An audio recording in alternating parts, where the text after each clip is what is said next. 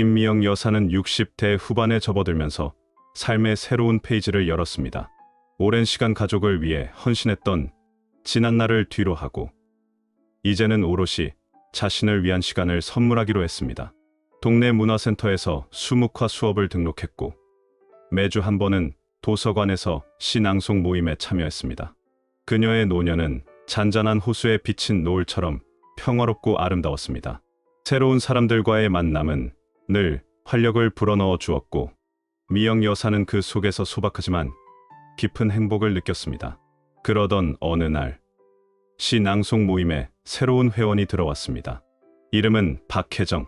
미영 여사보다 몇 살 어린 듯했지만 처음 만나는 순간부터 그녀는 묘한 친화력으로 사람들을 사로잡았습니다. 혜정은 늘 환한 미소를 지었고 말씨는 부드러웠으며 누구에게나 다정하게 대하는 듯 보였습니다. 미영 여사도 처음엔 혜정에게 호감을 느꼈습니다. 참 밝고 좋은 사람이구나. 그렇게 생각했죠. 함께 차를 마시고 소소한 일상 이야기를 나누는 시간이 늘어갈수록 미영 여사는 혜정에게 마음을 열었습니다.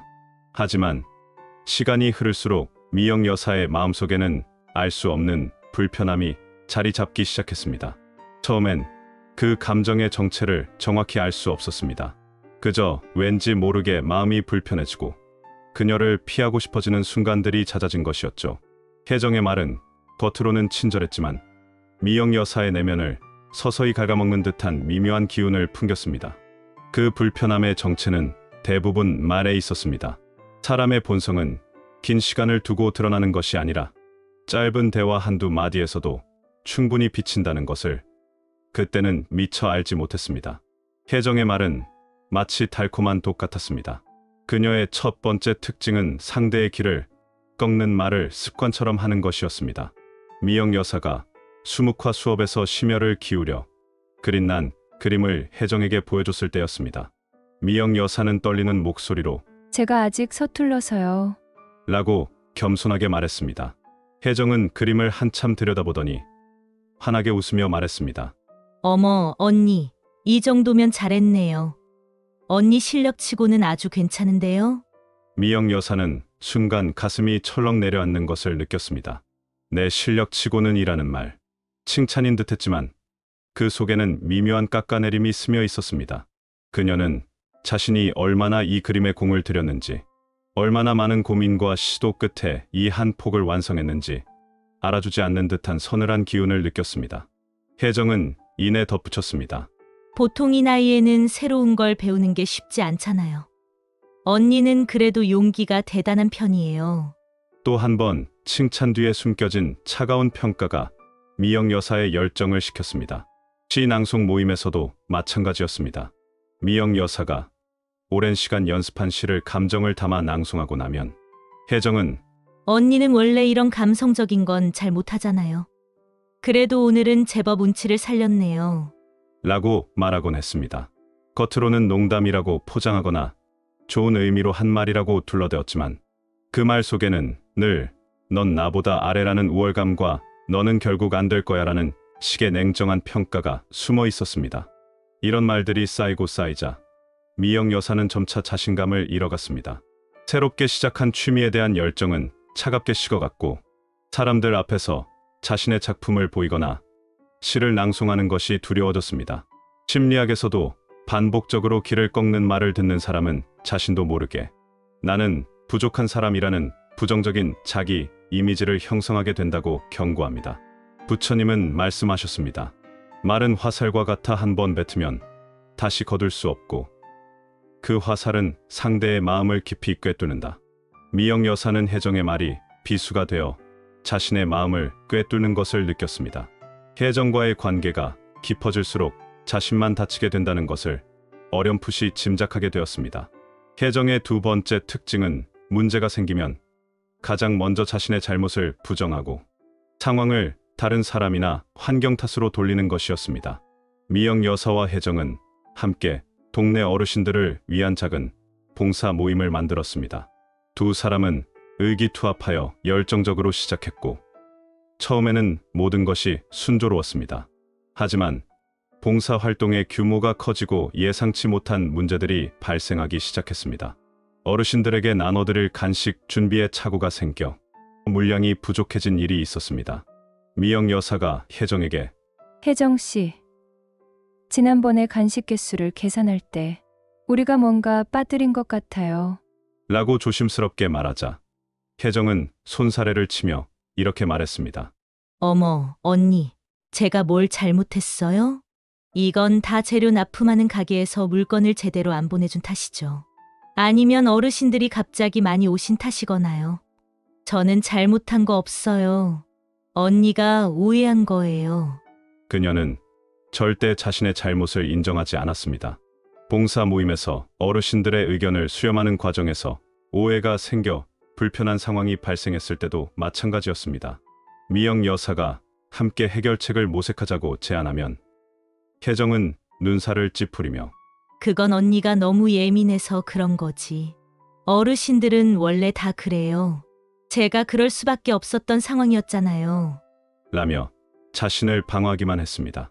문제를 해결하려는 의지는 보이지 않고 자신의 잘못을 인정하지 않는 태도는 갈등을 더 깊게 만들었습니다. 미영 여사는 결국 혜정의 목까지 자신이 떠안아 문제를 해결해야 했습니다.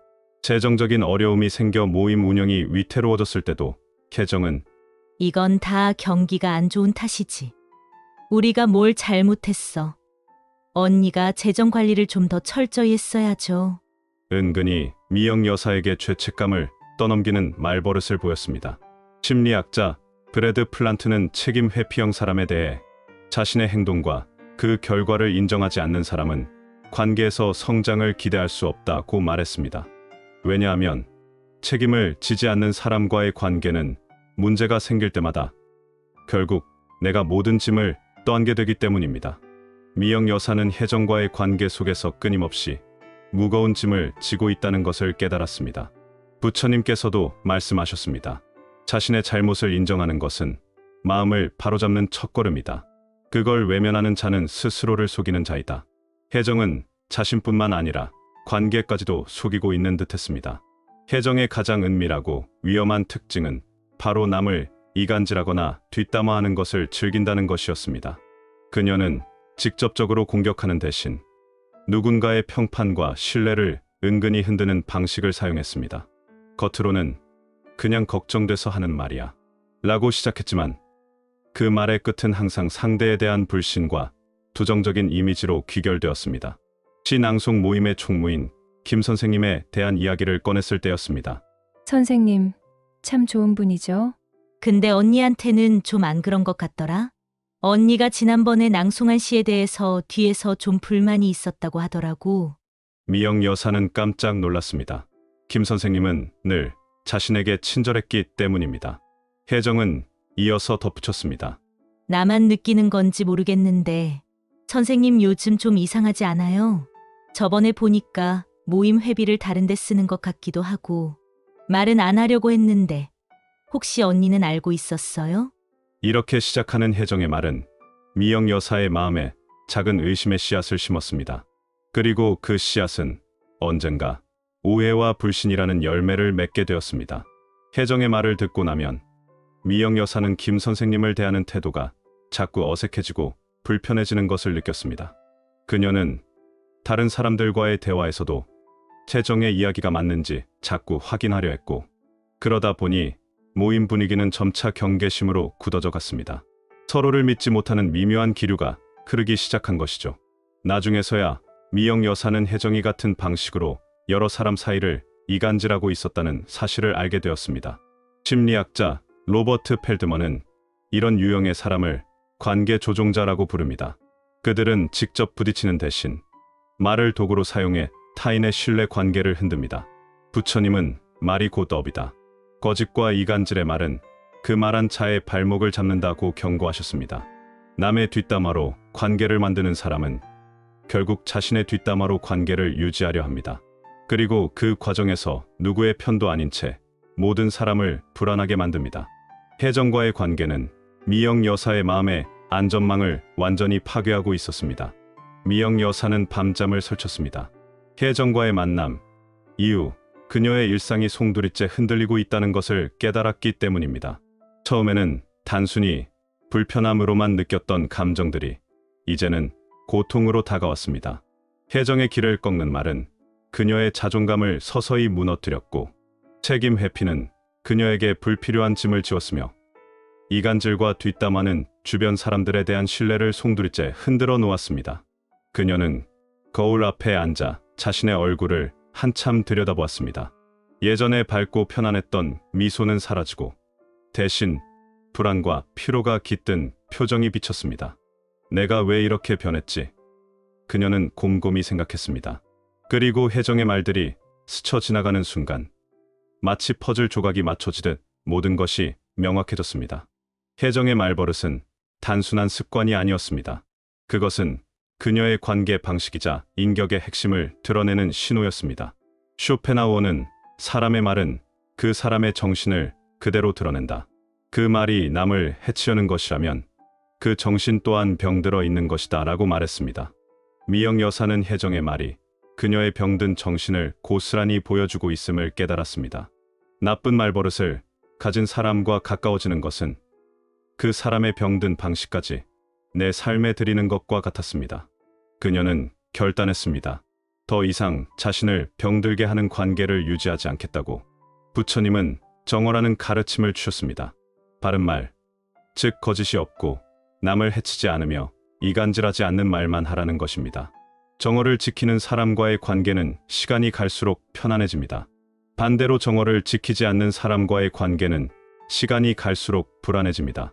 미영 여사는 자신의 삶의 안전망을 지키기 위해 혜정과의 거리를 두기로 했습니다. 그녀는 점차 혜정이 참여하는 모임에 불참하는 횟수를 늘렸고 혜정이 먼저 말을 걸어와도 길게 대화를 이어가지 않았습니다. 처음에는 어색하고 죄책감이 들기도 했지만 혜정과의 거리가 멀어질수록 미영 여사의 마음은 신기하게도 평온을 되찾기 시작했습니다. 잃어버렸던 자신의 열정과 자신감이 조금씩 되살아나는 것을 느꼈습니다. 혜정과의 관계를 정리하면서 미영 여사는 중요한 교훈을 얻었습니다. 인복이 많은 사람들은 아무 사람과나 깊은 관계를 맺지 않는다는 것을요. 그들은 먼저 상대의 말버릇과 태도를 세심하게 관찰하고 진정으로 자신의 삶에 긍정적인 영향을 줄 수 있는 사람만을 곁에 둡니다. 미영 여사는 새로운 모임에 나갔습니다. 그곳에서 최선우라는 여사를 만났습니다. 선우 여사는 처음부터 미영 여사의 마음을 편안하게 해주는 사람이었습니다. 그녀는 바로 인복 많은 사람들의 특징을 고스란히 보여주는 사람이었습니다. 첫째, 선우 여사는 남을 세워주는 말을 하는 사람이었습니다. 미영 여사가 수묵화 작품을 완성하고 조심스럽게 보여줬을 때 선우 여사는 눈을 반짝이며 진심으로 감탄했습니다. 미영 씨, 이 선의 흐름 좀 보세요. 정말 생동감이 넘쳐요. 미영 씨만의 독특한 표현력이 담겨 있네요. 정말 멋져요. 그녀의 칭찬은 과장되지 않았고 미영 여사의 마음을 진정으로 북돋아 주었습니다. 그 말 한마디에 미영 여사는 다시금 붓을 잡을 용기를 얻었습니다. 둘째, 선우 여사는 책임을 나누는 사람이었습니다. 함께 봉사 모임을 계획하면서 예상치 못한 문제에 부딪혔을 때 선우 여사는 어머, 제 생각에도 이 부분은 제가 좀 더 꼼꼼히 살폈어야 했는데 놓쳤네요. 괜찮아요. 함께 해결해 나가면 되죠. 먼저 자신의 몫을 인정하고 함께 해결책을 찾는 태도를 보였습니다. 그녀는 절대 남 탓을 하거나 책임을 회피하지 않았습니다. 선우 여사와의 관계에서는 어떤 어려움이 닥쳐도 혼자 모든 짐을 지지 않아도 된다는 안도감을 느낄 수 있었습니다. 셋째, 선우 여사는 없는 자리에서 지켜주는 사람이었습니다. 어느 날 모임에서 한 회원이 김 선생님에 대한 오해를 퍼뜨리는 이야기를 했습니다. 선우 여사는 그 자리에 김 선생님이 없었음에도 불구하고 차분하고 단호하게 말했습니다. 김 선생님은 원래 좀 무뚝뚝하신 편이지만 누구보다 책임감이 강하고 뒤에서 굳은 일을 도맡아 하시는 분이에요. 오해가 있었던 것 같아요. 그녀는 남의 평판을 깎지 않고 오히려 긍정적으로 이야기하는 믿을 만한 동반자였습니다. 미영 여사는 선우 여사의 그런 모습을 보며 진정한 신뢰를 느꼈습니다. 넷째, 선우 여사는 감정을 절제할 줄 아는 사람이었습니다. 가끔씩 모임에서 의견 충돌이 일어나거나 불편한 상황이 발생할 때도 선우 여사는 순간 화를 내거나 감정적으로 대응하지 않았습니다. 그녀는 늘 차분하게 상황을 지켜보고 시간을 두고 대화로 문제를 풀어나가려 노력했습니다. 그녀의 침착함은 주변 사람들에게도 평온함을 전염시켰습니다. 다섯째, 선우 여사는 겸손을 유지하는 사람이었습니다. 그녀는 자신이 잘한 일을 떠벌리지 않았고 남의 기쁨에도 진심으로 박수쳐 줄 알았습니다. 자신의 재능을 뽐내기보다 다른 사람의 성장을 기뻐하는 모습은 미영 여사에게 큰 울림을 주었습니다. 여섯째, 선우 여사는 시간이 지나도 일관된 태도를 보이는 사람이었습니다. 처음엔 친절하다가도 시간이 지나면 변하는 사람들과 달리 선우 여사는 언제나 변함없이 따뜻하고 신뢰감 있는 모습을 보여주었습니다. 그녀의 일관된 태도는 미영 여사가 관계의 안정감을 느끼고 마음을 온전히 열 수 있게 해주었습니다. 심리학자 아브라함 매슬로는 건강한 인간관계는 서로를 있는 그대로 수용하고 동시에 성장하도록 돕는 관계라고 말했습니다. 이 말은 곧 관계의 기준을 높일수록 인복도 함께 높아진다는 뜻이었습니다. 미영 여사는 선우 여사와의 관계를 통해 진정한 의미의 수용과 성장을 경험했습니다. 부처님도 이와 비슷한 말씀을 하셨습니다. 선한 것을 가까이 하라. 그대의 마음도 그와 같이 될 것이다.